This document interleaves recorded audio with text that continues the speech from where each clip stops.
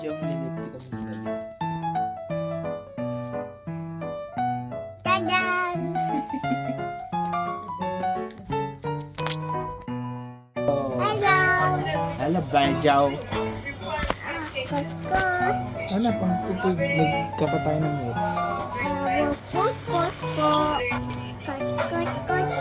Ang grupo namin, mga disenteng tao yan. Ang hilig lang namin, sabog lang. Tingnan niyo pagkatao namin lahat. Wala naman kami yung history ng mga tao.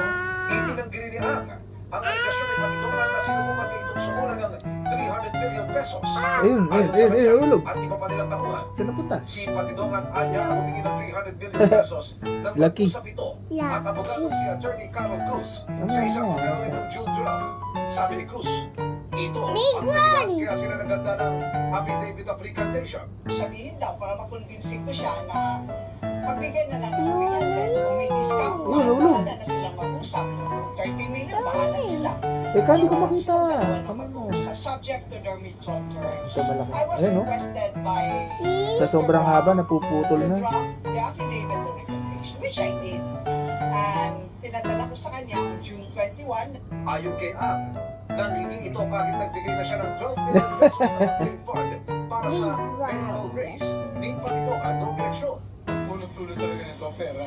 Hinihingan ako ng 300 million para ibigay daw. Para magdaw idamay doon sa kaso nila. Kasi sinabi yung kaso hindi naman ako eh. Sinabi sa akin ng Ram, para maayos daw yan. Bigyan ko ng 300 million. Kaya namura ko doon nagsimula. As early as February bago siya mag-fight. Bago siya gumawa ng affidavit. May mga telephone conversation, may telephone call kami dito. Actually, mapapatunayan ko sa iyo sa inyo yan in the future. Hindi lang kanya siya ang hininga ng matalo si Patidongan nitong eleksyon. Ang grupo namin, lahat tinatawagan ng sex na nag-extort eh. Akala yata niya, pagkatapos magsalita ng kung ano kalokohan, pwede na siyang biglang alis mo nakuha niya ang pera eh. Yun ang problema eh.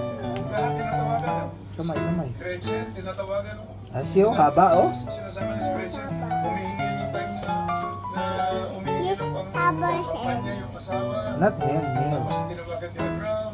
This is called nail. Kinausap din ni London. Tapos humihingi ng pangpapapanganak. Aligasyon ni Ato Kang may nagustuloy siya plano raw ng pagpapalitan. Kasi nasa paligid. Ayun, no, tinan mo. Oh. Noong time na nagtitiwala ako sa kanya. Ngayon, Nakadikit. napag-usapan doon, kikidnapin ako, matutubas ako, saka papatay Eh? doon. Talsik. Isip ka doon. Ano man ang mga, huwag ka na magsinungaling na magsinungaling. Tinuring kita parang ano pa eh. Kung ano nang kita lang sa papatay ako, papatay mo pa, kikidnapin mo pa ako. Ayun. Kailangan ko ng proteksyon ng sarili ko na. Saka ang grupo namin kawawa na rin kasi ano.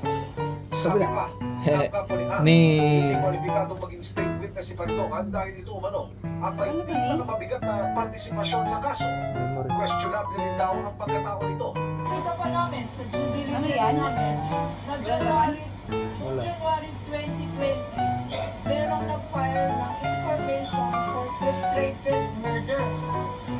Ito, ang whistleblower na yan sa RTC Laki, oh. Coron Oo. Rizal. Charge for murder and multiple frustrated murder in Taytay Rizal, final noong March 2019. Nakita rin namin na noong July 2019, ang Metro Ayan, Bank ulo. mismo, Laki.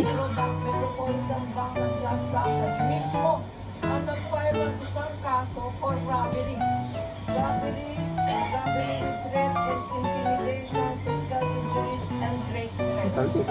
Tingnan natin, credible ba itong whistleblower na to? Nandito kami para ilabas ang katotohanan because baka mag-follow ng false leads ang SOJ. Wala na namang mangyayari sa kasos to. Nagbigay rin ng mensahe si Atong Ang sa pamilya ng mga nawawalang sa buger.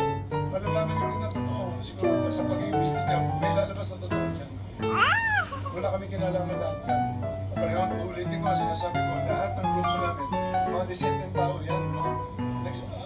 Ang hiling lang namin sa sinusubukan pa namin makuha ang pahayag ni Martinez.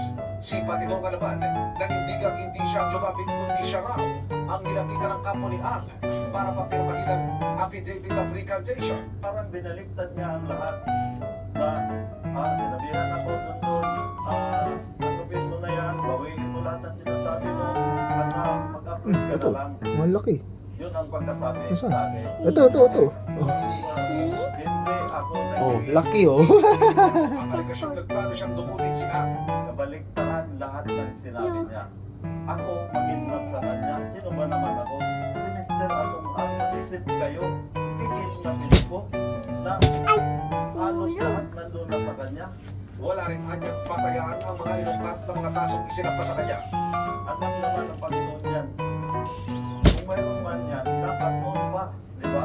Pinagkintangan lang ako niyan. Yung sinasabi niyang order, pinapapatay niya yung isang tao doon na nagugulo. So sa totoo niyan, yan sa Last na to. pinaglaban ng attorney niya. Kaugnay naman ang tuloy pagkakasangkot na sa rabilising sa bako. Dahil galit sa akin, dahil hindi na siya pinagkatiwalaan ni Mr. Atoang. Nilagay ni ang mukha ko yan. Konsulto niya ang attorney ko nga dyan, si attorney Caroline Cruz. Ah. Katabi niya. Giit ni Matidongan. Ah, laki oh. Sa pagkawala, halimbawa nilang ng anim na sa buhay. Okay na. Sa kanila-kanila.